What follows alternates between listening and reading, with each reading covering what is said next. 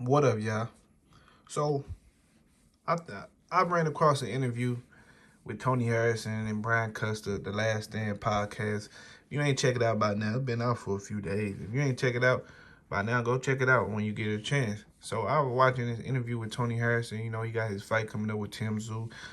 He was able to step in for Jamel Charlo because Jamel Charlo was injured or whatever, which I feel like this fight should have happened anyways. You know what I'm saying? Before for the winner to get Jamel Charlo, that's how I feel like it should have went down. Because I believe in like the King of the Hill type shit. That's just how I think of when it comes to this boxing. But I ain't no fucking manager or nothing like that. So it's all my opinion. But in this interview, man, Tony Harrison explained why he believed young fighters. This is his advice for young fighters. He believed these guys shouldn't post how hard they working or certain things or whatever for particular reasons. I'm gonna let y'all hear it, then we gonna touch on it after that. Smash that like button, by the way, too. Oh shit, hold on, volume gotta be turned up. My fault, y'all. Fighters, I just want to tell them like everything ain't for content. Hold on, let me go back 1 second. Let me go back so y'all hear it right. Let me see, make sure it's in the beginning. And that's to my young fighters. I just want to tell them like everything ain't for content. Everything ain't to be put out on your Instagram page, because for me, I'm just like, damn, I'm already a hard beat, right?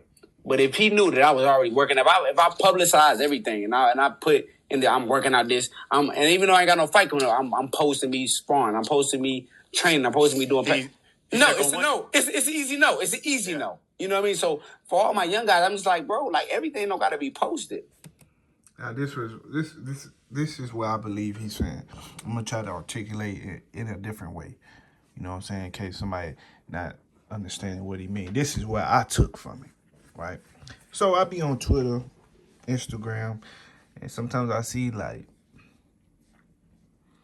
fighters working and working out, posting how many rounds they did today and all these different things. For instance, you see Jaron Ennis post that shit a lot. He posts how many goddamn swimming lessons he took today, how many rounds he did today. I see Shakur doing that. I see a lot of other guys doing that. And this was, I believe, Tony Harrison is saying. For instance, like you got Gervonta Davis, he do a lot of that shit too. But the difference between Tank and those guys is Tank already the cash cow. So that means rather how fucking hard he work it don't matter, because niggas don't mind getting knocked out for an extra few bucks. You know what I'm saying? For some millions. You hear me?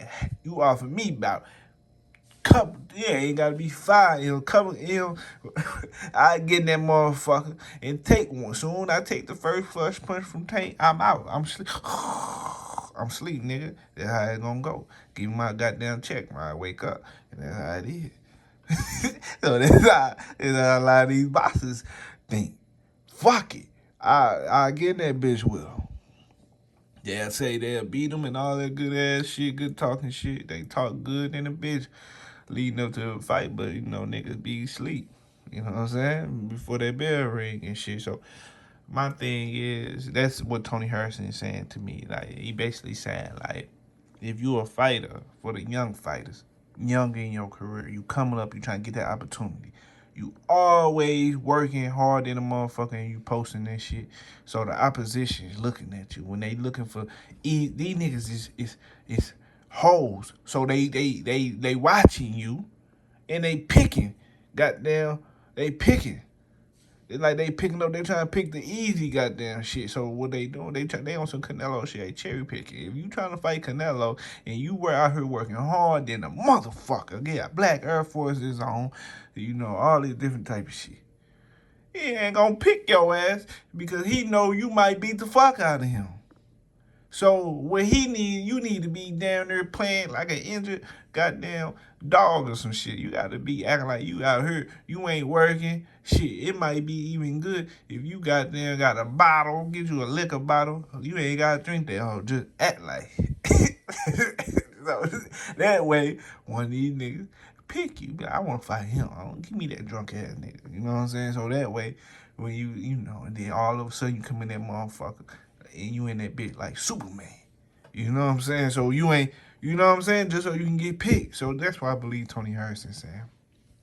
You know what I'm saying? And that shit make a lot of sense. He said that's how he believed he got the Tim Zoo fight. Because he was ducked off. Tim Zoo couldn't look at him like, give me that weak ass nigga over there type shit. So he wanted to get the name, but he didn't know how. He couldn't gauge him on how hard he was working on what he was doing. So he feel like that's the reason why it was easier for him to get the fight. I did that. I understand that. That sound like some real shit. That might have just been some hell of a game he done gave these niggas. But the question is they gonna listen? Because at the end of the day, some of that shit like promotion. You know what I'm saying? What Tank do?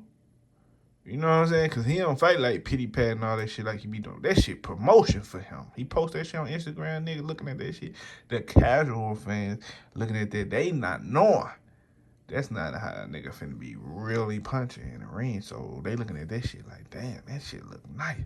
He finna beat the fuck out of that nigga. That's how they think, because they ain't really watching this shit like we watching this shit. So, you know what I'm saying? But for other fighters who ain't in no Tank or no Earl Spence position, you can't be posting your black Air Forces. You can't be coming out here. You see, look at the position Earl Spence in, and then look at the moment Bud seen the mustache. You see what I'm saying? So when Bud see Earl Spence mustache, what happened? That nigga got to call and goddamn BBL Prime TV. So he called BBL Prime TV like, damn, hey, bro, I need a goddamn, hey, give me who y'all got over there. I bet I go get this motherfucker avocado, motherfucker. Give me some vegetables. Vegetables, please. You know, that was the type of shit he was on, because when you know, he was talking this shit at first. What happened when he beat the shit out of guys? Got scared in the motherfucker. So you see what I'm saying? Fighters is looking at you, and they trying to catch you at your weakest moment. You heard? These niggas trying to prey on you. So they looking at you at your weakest point in life. They trying to hear, did your mama die? Did a motherfucking death happen in his family? What is going on with this nigga? So I can fight him. So that's what a lot of these guys be doing in these positions, man. They trying to catch you at your weakest point and shit. So sometimes you gotta goddamn play. You gotta bait a nigga. You gotta damn near play possum. Play dead. So a nigga can think you weak as fuck. You know. That's how it is. You gotta play a fool, catch a fool. You know, that's basically what Tony's saying in my head. You hear me? That's the nigga version, you know what I'm saying? But yeah, dog, that shit make a lot of sense. Maybe because when Boots did that shit, when he, you know, he went that motherfucker and fought like ass, chasing that nigga around the motherfucking ring. He at the end of the fight, he knew he looked like shit. So what he said was, maybe these guys want to fight me now. Yeah, maybe, nigga, but you still in a weird position. You're not really no boogeyman, but that's besides the point. I'm just saying, like,